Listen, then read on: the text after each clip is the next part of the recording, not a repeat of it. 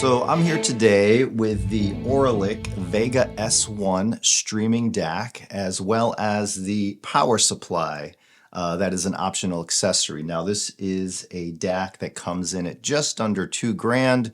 The power supply comes in at about $1,000. So for the combo, if you go with the power supply and the streaming DAC, you're looking at just under $3,000 for the set. Now, today I'm going to talk about this DAC, setting it up, how it performs, a little bit of a couple of quirks that I had with it, as well as the sound quality. I'll talk about other DACs I have here in the same price range, but let's get started with this review of the Auralic S1 Vega streaming DAC.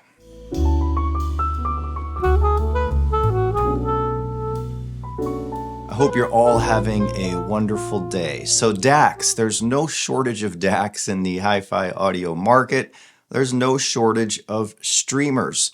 This right here is a streamer, a DAC, as well as a preamp. Now I've talked about pieces before, quite a few of them, that were an all-in-one when it came to getting digital music to your system. The Eversolo DMP A6 and A8 were powerhouses, right? And they were a streamer, preamp, and DAC. I've talked about the HiFi Rose pieces and other pieces that I've had through here. So how is the Auralic different? Well, first of all, it comes in at a really good price point, and this has a lot of customized things going on within it. Auralic just didn't throw a DAC chip in there, a streaming chip, and call it a day. Everything in here has been tweaked and customized by Auralic, such as the Fusion DAC here, which is kind of a mix between a normal DAC and an R2R DAC, right? So this little DAC here has a lot to offer at its price point. I tested it as a preamp, I tested it as a streamer, and I tested it as a DAC using its pure DAC mode, which ended up being my favorite way to use it. And I'll explain everything as I go along.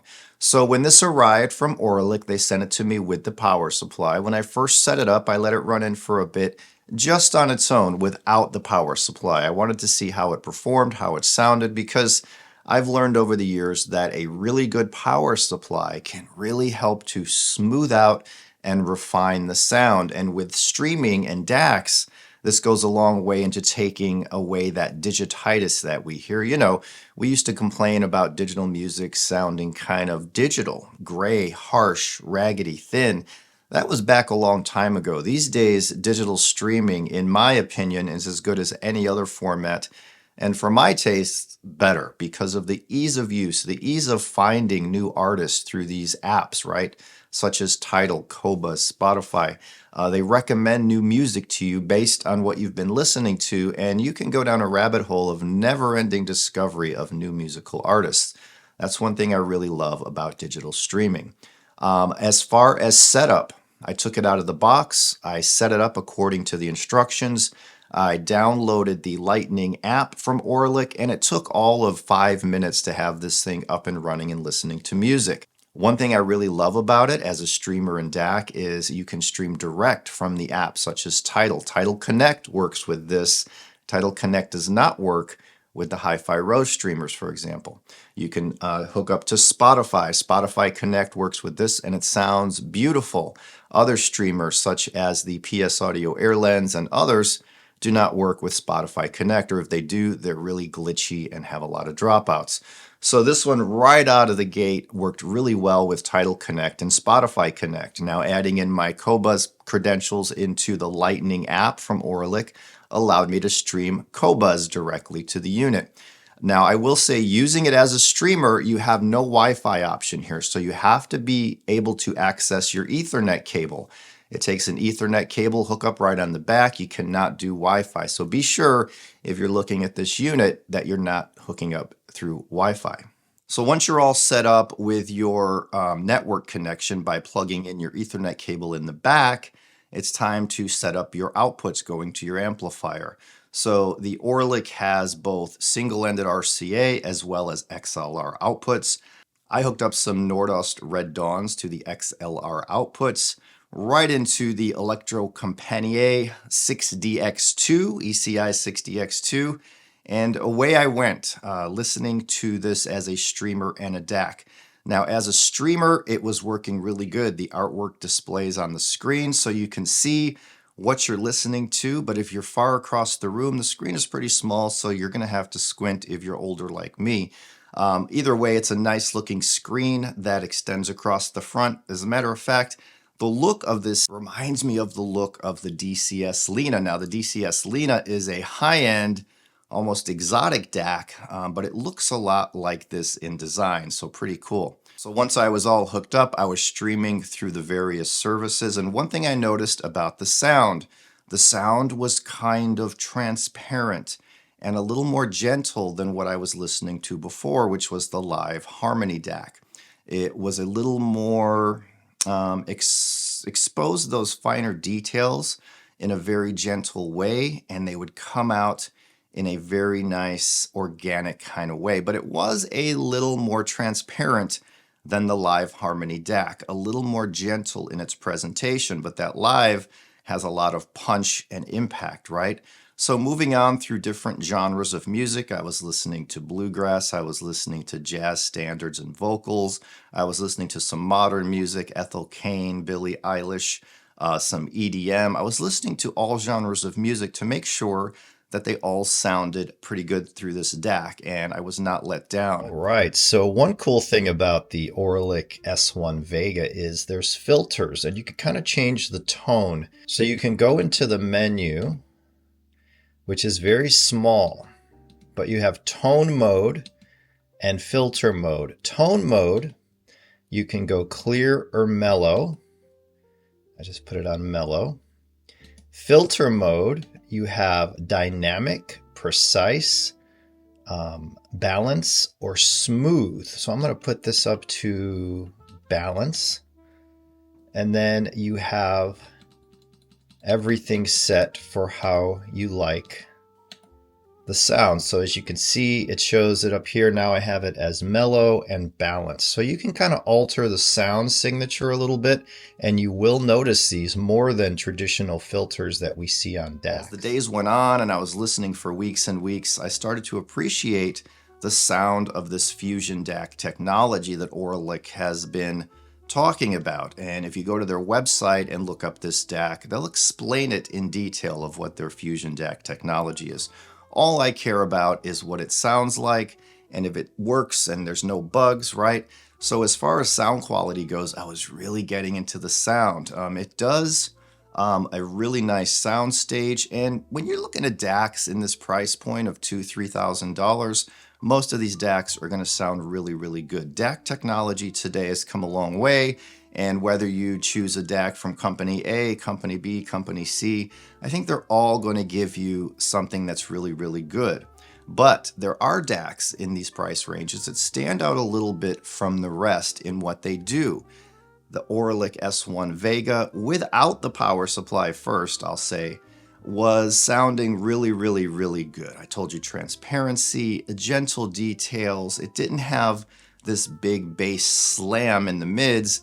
It was very open, an open sound, right? A little bit airy. Now, when I added the dedicated power supply that comes in at an extra grand, things really got more refined, smoother.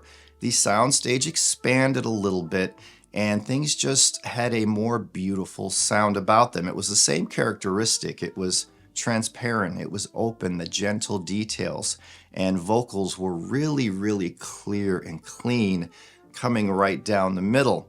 Some DACs kind of puff up the vocals a little bit and make them more forceful. Some have them recessed in the background so it's even with the stage. The Auralic Vega S1 had the vocals a little bit out and sounding really, really nice and clean and crisp. If you value a clean, crisp, noise-free sound, this is something you're going to really, really like. So with the power supply, it added refinement, a little bit of smoothness, and a little bit more of everything good that comes along with this Fusion DAC. Now let's talk about it a little bit as a streamer. When I was streaming various services such as Tidal, Qobuz, and Spotify, there were a couple of times it froze up. The screen froze up on me and I had to restart the DAC. I'm not sure what was happening there, but a restart fixed the problem. It happened to me 2 or 3 times over the last month. Talking more about it, let's talk about it as a preamp streamer and DAC. I hooked it up to the Galleon A20 Class A power amp and used the Auralic Vega S1 as my main digital hub. So this would be the preamp, which there's an analog volume control. But one thing about the Vega S1 I noticed when I unboxed it was you can use it as a preamp, but it doesn't ship with a remote control. I wrote Auralic and said, hey, shouldn't there be a remote here? Because I'll be honest, this is the first Auralic piece that I've reviewed. I've heard one of their older streamers, but I didn't get a chance to review it. So I was told that they see this as sort of a feature.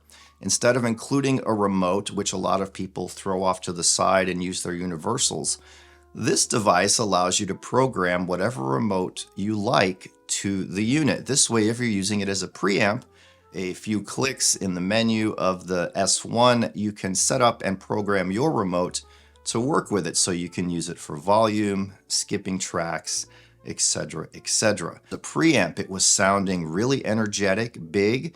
It was transparent once again, allowing a lot of the details to come through. It wasn't one of these thick, muddled sounding preamps. It was very transparent, very true to the source is what I'll say. So what I noticed with this as a preamp, it doesn't add any romance and it's not taking anything away. I think that it's giving you exactly what's on the recording. And as a preamp, I found it to be superb. So all you need is a power amp when you're using one of these, and you can have beautiful digital streaming music.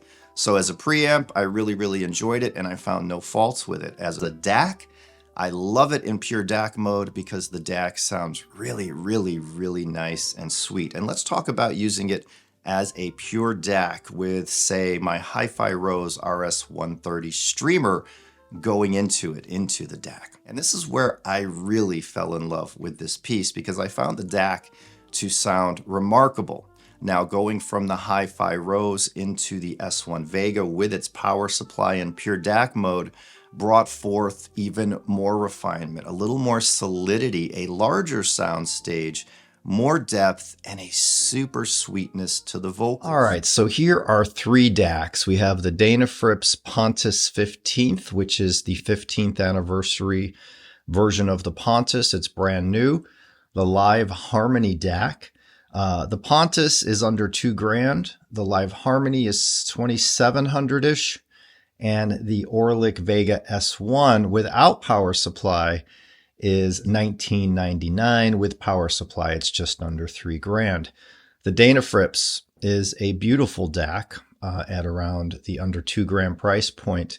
It is a little bit warmer than the S1, not as transparent or open or clear sounding, but it is more detailed than the previous Pontus 2 that I've heard and had here for quite some time. It's a little more energetic, but it retains that Dana Fripp's mellow, big, suck you in sound stage. The Live Harmony is $2,700-ish. It's got a little more force, punch, power, kick, bass. It's not as transparent or open the same way that the Auralic is, but it also has some transparency.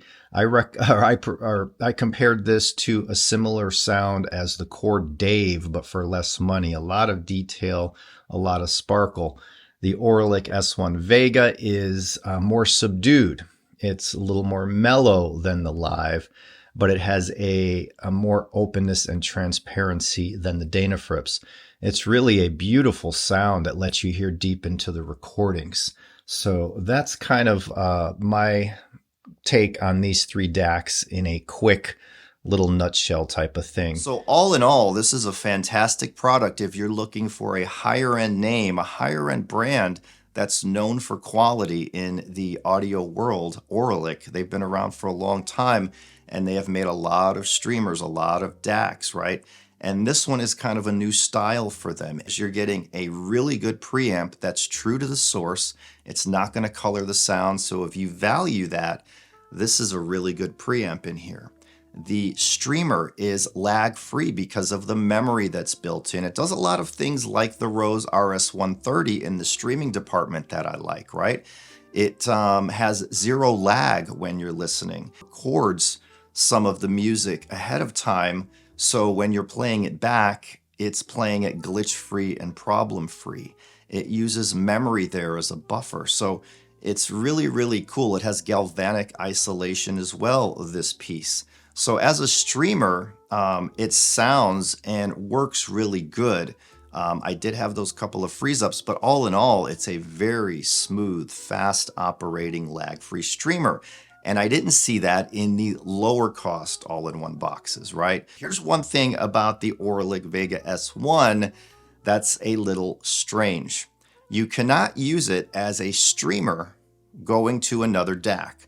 So this is strictly built-in streamer with its own DAC. You cannot go, I cannot use it as a streamer to, say, the Live Harmony DAC. It's not going to work that way. This is all built in, meant to be contained to its own little thing, and that is a positive in my opinion, because Auralic has tuned everything in these two boxes, or the single box if you skip the power supply, to go extremely well together. As a package, it is superb, and the only cons I have are I wish it would have came with a little cheap remote, even just to do the volume, the basic functions, but you can program your own remote to it using the menu. Another con is if you're using the menu on the device itself, guys like me, 55 years old, you're going to need some readers to really see the text. It's really, really small on the screen, but you can also use the Lightning app to configure the DAC, which is much easier in my opinion. This thing it will update over the internet, so when they release new firmware to fix, say, any bugs, it does it automatically, much like the HiFi Rose. I remember when the HiFi Rose pieces first came out, they were full of bugs, and they released firmware updates and got everything working perfectly. There you go. As I talked about this review, I shared some of the specs from the website. I don't use teleprompters. I just go from the heart, go from the old noggin here. And I like to more convey my feelings about using a product. I like to convey my feelings about what a product sounds like, because to me, that's all that matters. All that marketing fluff and fancy words and features, it doesn't really matter to me unless it's something significantly different. So I focus on the sound quality and the usability of a product. And if that works for me, then I love to review and talk about said product. So there you go. I hope you enjoyed this one for the Auralic S1 Vega, and I will see you guys really soon. In the next one, I have a few speaker reviews coming up. I have another amplifier review coming up, 3 amplifier reviews coming up. I have another DAC review coming up, and quite a bit more to finish off this year. So if you like what you see, thumbs up and subscribe and hit that notification bell. And I will see you guys in the next one very, very soon.